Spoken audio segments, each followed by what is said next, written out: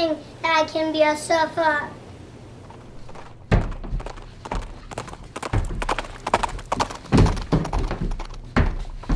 Aw, who am I to think I can be a horseback rider?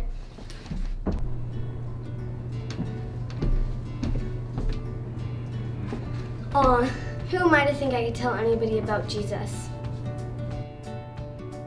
Hey kids, I'm glad to be here with you today. Now, have you ever felt like these kids feel? Have you ever felt incapable of doing something that you know you were called to do? Well, I'd like to tell you a little story about Moses from the Bible.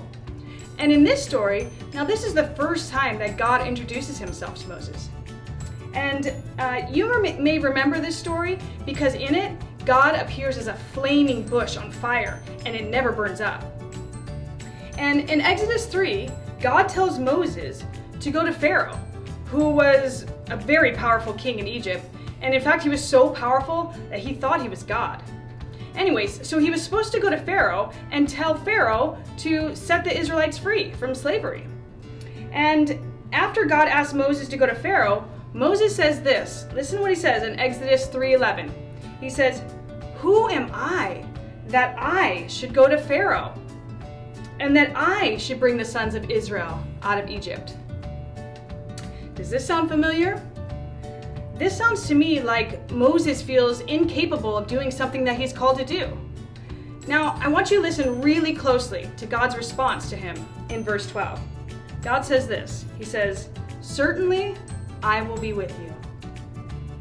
Now, if we remember the rest of the story, it is evident that God did go with Moses.